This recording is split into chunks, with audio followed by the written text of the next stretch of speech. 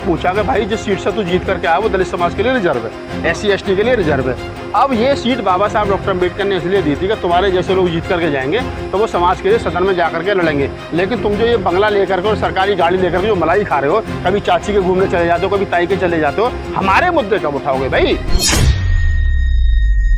जो बाबा साहब डॉक्टर अम्बेडकर के स्मारक बनाए हैं, ये मोदी जी ने अपने चाचा का खेत बेच करके नहीं बनाए, ये अमित शाह जी ने अपने चाचा का खेत बेच करके नहीं बनाए, चाचा का खेत बेच करके नहीं बनाए। ये किसी उन्होंने एक हाथ से तो नाड़ा पकड़ रखा पैंट का और दूसरी हाथ से उन्होंने चंद्रबाबू नायडू और नीतीश कुमार पकड़ रखे हैं। अगर एक हाथ से पैंट खोली, नाड़ा खोला तो पजामा नीचे, अपने वाले भाग जाएंगे, और दूसरे हाथ से नीतीश कुमार और चंद्रबाबू नायडू छोड़ दो वो भाग जाएंगे।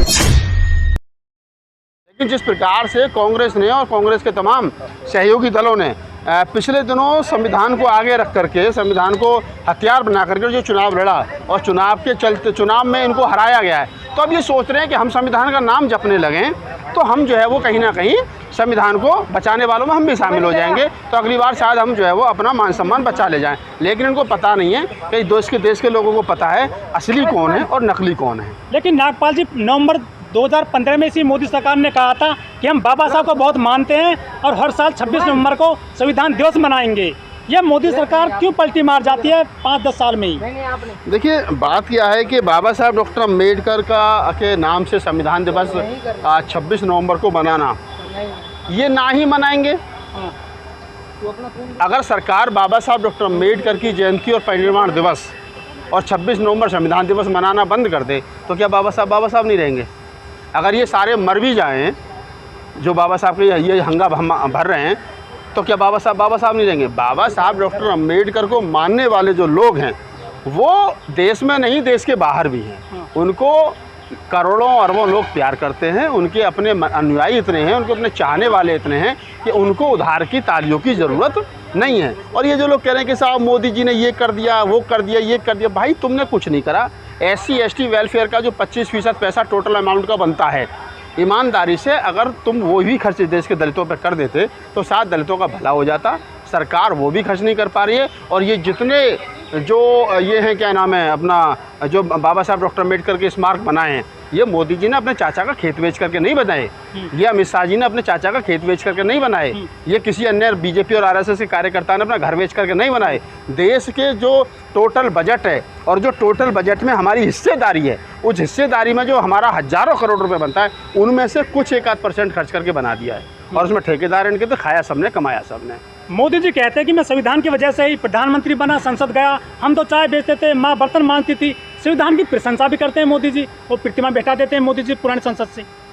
एक बात मुझे बताइए, अगर मैं अपने घर में ये कहूँ कि नहीं साहब मैं तो बहुत मानवतावादी हूँ, मैं तो सब आदमी, हर आदमी को मानता हूँ, मैं तो सबसे प्यार करता हूँ, मैं तो ये, मैं तो वो, मैं खूब तारीफ़ करूँ, और मेरा छोटे वाला भाई जा कर के उन्हीं को मारे और मैं छोटे वाले भाई को पुचकार के घर में बिठा लूँ, तो इसका मतलब क्या है? इसका मतलब ये है कि मोदी जी जो बात कह रहे हैं वो यहाँ से ऊपर कह रहे हैं, और मोदी जी जो करना चाहते हैं वो दिल में है उनके। तो दिल में उनके जो है वो राम है और हाथों में वो संविधान है।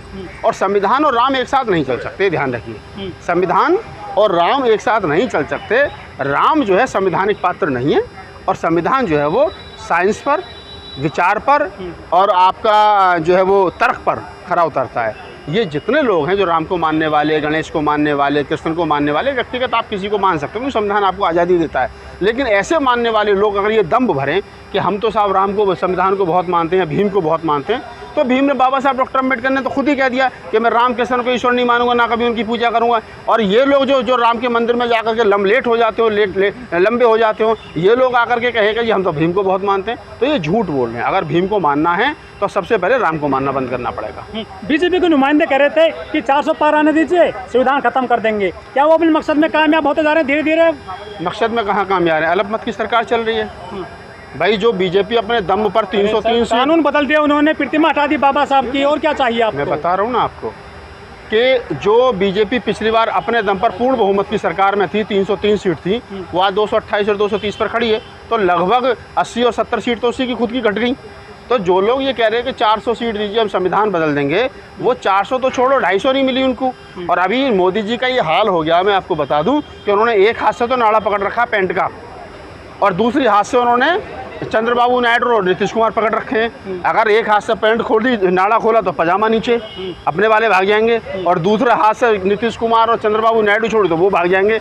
तो ये सरकार 6 महीने चले या 5 साल चले, लेकिन मोदी जी के दोनों हाथ बिजी रहेंगे। वो बेचारे बिल्कुल फ्री नहीं है, उन्हें सरकार भी चलानी है और अपने विपक्षियों के साथ साथ जो पक्ष में हैं उनको भी साथ के चलना है। रामदास अठावले, अर्जुन मेघवाल, ये बाबा साहब के संविधान के दम पर सदन पहुंचे हैं, ये बाबा साहब के लिए क्यों आगे नहीं आ रहे हैं रोड पर निकल करके? देखिए, जहाँ तक बाबा साहब, चलिए मैं आपकी बात का थोड़ा सा दूसरी तरीके से जवाब देता हूँ। बाबा साहब डॉक्टर अम्बेडकर जब 1952 में पहला आम चुनाव हारे, हाँ, और जो उनके सामने चुनाव जीता, दूध वाला, उन्हीं का निजी सचिव भी था वो पहले, तो वो जब बाबा साहब डॉक्टर अम्बेडकर से मिलने के लिए गए तो उन्होंने बाबा साहब के पैर पर छुए, मिठाई खिलाई बाबा साहब को। तो बाबा साहब ने कहा कि अब तुम आप मेंबर्स ऑफ पार्लियामेंट हो गए हो, तो अब क्या करोगे? तो उन्होंने कहा कि जो मेरी पार्टी कहेगी मैं वो करूँगा। तो ये समझिए कि जितने लोग जीत करके जा रहे हैं ना, ये वही करते हैं जो इनकी पार्टी कहती है। जीतने के बाद में ये कहना कि ये दलित है, ये हमारा नहीं है। एक आध दो लोग हैं थोड़े बहुत जो बोलते हैं कि उनको मूवमेंट की ABCD का पता है, बाकी ज़्यादातर लोग जो है अपने आका का जो है वो आका के सामने पूँछ हिलाते हैं और अपने आका को खुश रखते हैं, क्योंकि उन्हें अगली बार भी टिकट चाहिए, उनको नहीं मिलेगा तो दूसरे को मिल जाएगा। तो ये इस देश की सच्चाई है। बाबा साहब डॉक्टर अम्बेडकर का जो गांधी और बाबा साहब डॉक्टर अम्बेडकर के बीच जो पूना पैक्ट हुआ था, उस पूना पैक्ट में जो पृथक निर्वाचक था, जब तक वो पृथक निर्वाचक बहाल नहीं होगा तब तक दलित समाज में से ये गधे और ये घोड़े जो हैं ये चुनकर जाना बंद नहीं होंगे। मिशनरी लोग जो चुन करके जाना शुरू हों तो शायद समाज का कुछ भला हो। लेकिन सर, ये जो लोग हैं कह रहे संविधान को मानते हैं हम, लेकिन वो सड़क पर नहीं निकलते हैं। आम आदमी कब तक लड़ेगा? कुछ लोगों ने पार्टी बना रखी है बाबा साहब के नाम पर, वो भी खुल करके सामने नहीं आ रहे हैं। जूता ले लो हाथ में, ठीक है, हाथ में जूता ले लो। जो नेता दलित समाज का, खास तौर से 131 सांसद, एक आध को छोड़ दो, चंद्रशेखर को छोड़ दो और एक दो को छोड़ दो, इन लोगों को जूता ले लो हाथ में और इनके घरों का घेराव करो। इनसे पूछा कि भाई जिस सीट से तू जीत करके आया वो दलित समाज के लिए रिजर्व है, SC ST के लिए रिजर्व है। अब ये सीट बाबा साहब डॉक्टर अम्बेडकर ने इसलिए दी थी कि तुम्हारे जैसे लोग जीत करके जाएंगे तो वो समाज के लिए सदन में जा करके लड़ेंगे। लेकिन तुम जो ये बंगला लेकर के और सरकारी गाड़ी लेकर के जो मलाई खा रहे हो, कभी चाची के घूमने चले जाते हो, कभी ताई के चले जाते हो, हमारे मुद्दे कब उठाओगे भाई? हमारे मुद्दे नहीं उठा रहे तो तुम ये खाली करो कुर्सी, तुम्हारी जगह किसी और को जीता करके भेजेंगे।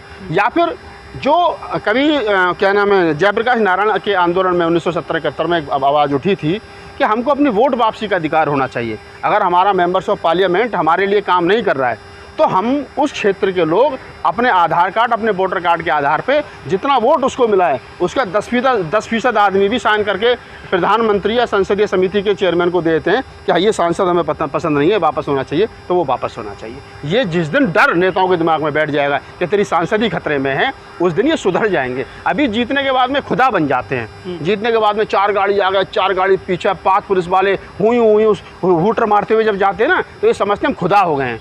तो इनका दिमाग खराब है। और 9 तारीख के लिए बड़ा ऐलान कर दिया गया है दिल्ली के अम्बेडकर भवन से, क्या कहना चाहते हैं? बिल्कुल हमारा समर्थन है पूरा। और 9 तारीख को बाबा साहब डॉक्टर अम्बेडकर की जो प्रतिमा सदन से हटाई गई थी, वो प्रतिमा मैंने तो नारा दिया ना, खाता ना वही प्रतिमा लगेगी वहीं। तो कोई हिसाब किताब नहीं, कोई सवाल जवाब नहीं, प्रतिमा वहाँ लगा, उसके बाद बैठ करके बात करेंगे।